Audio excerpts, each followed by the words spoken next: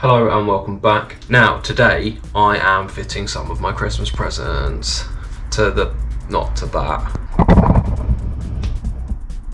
to that.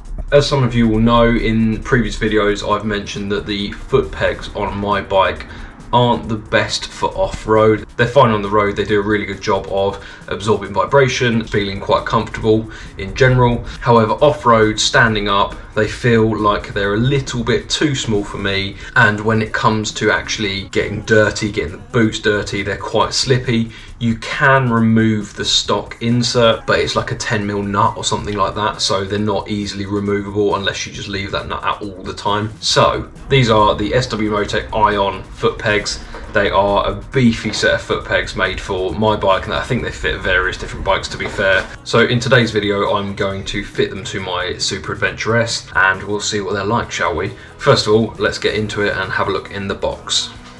Right, I'm hoping you can see this. As with everything with SW Motech, there's a few different variations of these, and I will stick a price on screen here. Happy with that? Probably not. So let's get into it. Right, so in the box you get a set of instructions, the mounts and inserts, and the foot pegs themselves. Quite clearly these are a much bigger foot peg. So they are about 3.5 inches in length, or as most of us know that 3.5 inches is actually 7 inches. They are just over 2 inches in width. They've got big clearings here to be able to get some, like, clear the mud out. They're going to be such a bigger surface area to put your feet on. These are the inserts. Very thick inserts, to be fair. You can see how much more volume that gives that. These bolts here will be the thing that holds the foot peg in. So annoying that it's not a quickly removable thing, but I mean, I suppose if you're going off-road quite a lot, you can just quickly unbolt that. But I did moan about it on the original foot pegs. So now these are the mounting points that the foot pegs go onto. This goes into the original slot on the bike for the original foot pegs. That gives you two separate points, so you've got a higher position and a lower position. These look like they're cast titanium or aluminium or something like that, or aluminum for the American viewers. They are really nice. Like, I don't know whether you can see that because the GoPro never likes to focus, but they're really nicely made. They look like they've been CNC milled or something. Before we start, let's go and have a look at these foot pegs compared to the stockers. This is the stock foot peg. As you can see, you've got some teeth around here, you've got the insert here, and then if I do that, you should be able to see there is a bolt underneath to be able to take out this one. This is the SW Motech foot peg. It is far wider, quite a substantial amount longer as well. And if I come down here, they're pretty much the same depth, so you're not going to get any difference in comfort, hopefully. Also, the pattern on here seems like it should be able to expel dirt a bit easier as well. And then obviously, if I take that out, you've got your dirt mode essentially. Let's get fitting, shall we?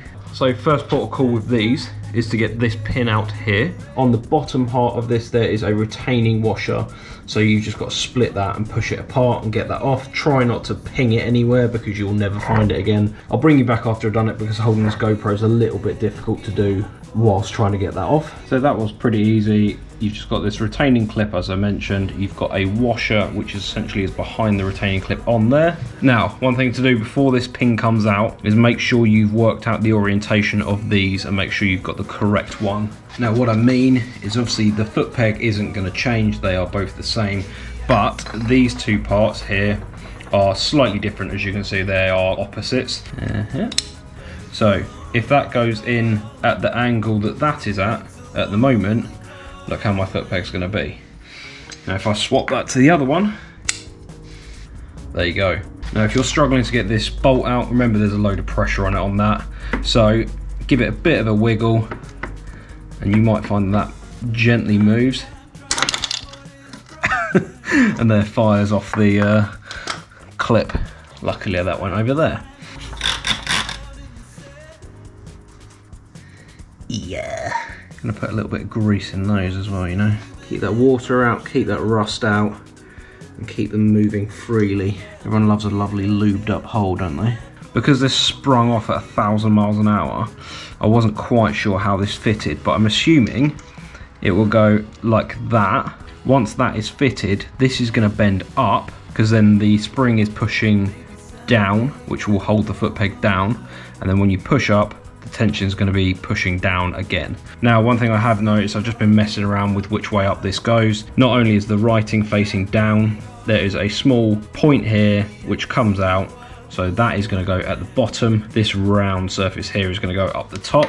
So essentially we're going to be like that. Now this is the peg with the pad in, and it's a little bit lower than my shift lever. If I put that up on the higher position, that's almost in line. The stock foot peg is actually closer to the higher position than it is in the lower position. Just got to get this spring in without killing myself. Now the other thing you can do with this is zip tie these two together. What I've essentially done, I don't know if you can see this here, maybe use a vise or something like that, or a set of mole grips to hold that together so you can get as much tension as possible on this zip tie. Do be careful because it can come off there. That needs to go in there like that. Get that bolt through, he says, as he can't get the bolt through. There you go. Then get yourself a set of tin snips or whatever, cut that, and then that's your job done. It now bends up, but the default position is down. Put the washer back on the other end, and then we're going to put this pinch washer back on there. Hopefully that should just slide on with a little bit of encouragement, like that. That is not going anywhere. Now all I need to do is put the bolt in here, which will go through that, and then bolt that into that. I'm going to put a dab of thread locker on, put it in by hand. So hand tie, and the last point for this side is fitting these. Now that's going to go on there like that. I'm not going to put any thread lock on this because I don't want to lock it in there just in case I want to take these out. And then that is going to go through the middle here into the bottom of this. Job done. It looks really nice. You've got a lovely solid surface. Just got to do the other side and then we are done. I thought I'd just nip up to the beloved Bikestop and get myself a little coffee. So yeah, we're just going to quickly do a bit of a road test on these. I've ridden here, so I thought I'd let you know what I feel like on the road. Look how bright my lights are in that. I love it. First of all, I suppose the comfort of them. They feel exactly like the original foot pegs in way of comfort. There's possibly a little bit more vibration coming through them than the originals, although the foot peg's essentially the same thickness. I don't know whether the padding's not quite as thick. One thing I've noticed just straight away, it feels like you're kind of, you know, with the Harleys and some of these sort of bigger cruiser bikes, you have like a big platform to put your feet on. It feels like I've got my foot just on a bit of wood kind of thing. Normally when it comes down to putting your foot on the foot pegs, they're basically round, aren't they? They're essentially like a small thing, so you're kind of teetering your foot on top of it, which is quite nice. There's like it's quite easy to move your feet around. That was sort of like the originals. It was quite easy to sort of tilt your foot to get under the gear lever or something like that. These are quite a substantial amount bigger. What it actually feels like is it's like I'm standing on the edge of a curb. I don't know what Americans call curbs. They still call them curbs. Sidewalk liners. But it feels like I'm standing on the edge of that and my foot's going over the edge, sort of like one of your steps on your stairs or something like that. It's not too bad. It's a bit odd to get used to, but once you're used to it, I mean, it'll be fine, I'm sure. Obviously I'm not going to be able to give them much of a test for off-road. I'm kind of bored of washing my bike at the moment, if I'm completely honest, with this mucky, salty crap weather. The cleaning process is quite lengthy as it is, so I don't really want to add time to that by green laning and stuff.